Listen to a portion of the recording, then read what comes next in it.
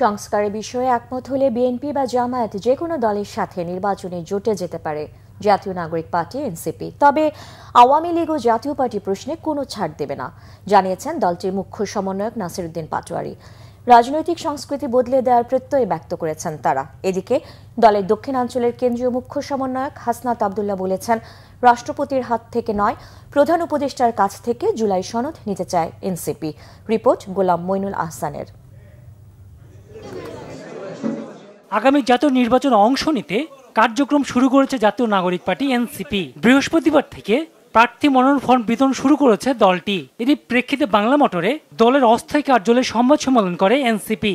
আমরা চাই আমাদের সংসদে এমন মানুষ যাবে যারা সত্যিকারের জনপ্রতিনিধি হিসেবে কাজ করবে, যারা রাজনীতিটাকে জনগণের সেবা হিসেবে দেখবে, রাজনীতিটা কোনো আয় রোজগারের পথ হিসেবে না। এনসিপি নির্বাচনী কৌশল সম্পর্কে জানান দলের মুখ্য সমন্বয়ক নাসিরউদ্দিন পাটোয়ারী। বিএনপি এবং জামায়াত ইসলাম যদি সংস্কার প্রক্রিয়াগুলো একটি জায়গাতে আসে এবং তারা যদি সংস্কারের ভবিষ্যতে বাস্তবায়ন করবে এ মর্মে প্রতিশ্রুতি দেয়, তাহলে বিএনপি অথবা জামায়াত যে কারোর সাথে আমাদের জোট হতে পারে। কিন্তু আমাদের এই যে প্রাথমিক যে শর্তটা রয়েছে বিচার সংস্কার, এই বিষয়ে আমরা যদি সমাধান না হয় তাহলে কারোর সাথেই কোনো জোটে যাব না। বিএনপি ও জামাত মুখোমুখি অবস্থানে উল্লেখ করে এর সমালোচনা করেন এনসিপির এই নেতা। রাজনৈতিক দুটি দলকে আমরা আহ্বান জানাবো, আপনারা আলোচনার টেবিলে বসুন। ইতিমধ্যে একটি দল আরেকটা দলকে আহ্বান জানাচ্ছে, কিন্তু কার সাথে কে বসবে সেই বিষয়ে তাদের মধ্যে কোনো কথা নেই। এই জন্য তারা আবার একটি দল বলেছে এটা সরকারের হলো সমাধান করতে হবে, রেফারি করতে হবে।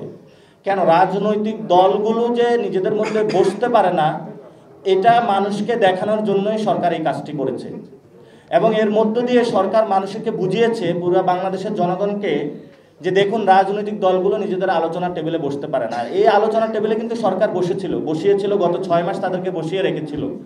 এদিকে রাঙ্গামাটিতে সমন্বয় সভায় হাসনাত আব্দুল্লাহ ভারতীয় আধিপত্যের বিরুদ্ধে সবাইকে সজাগ থাকার আহ্বান জানান।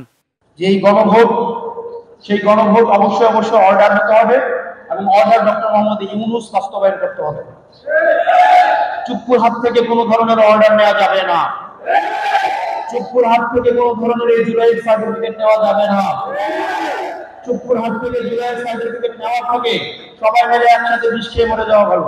এনসিপি পার্বত্য চট্টগ্রামে সম্প্রতি প্রতিষ্ঠা কাজ করবে বলে মন্তব্য করেন দলটির এই নেতা। গোলাম মইনুল আহসান, বাংলা ভিশন, ঢাকা।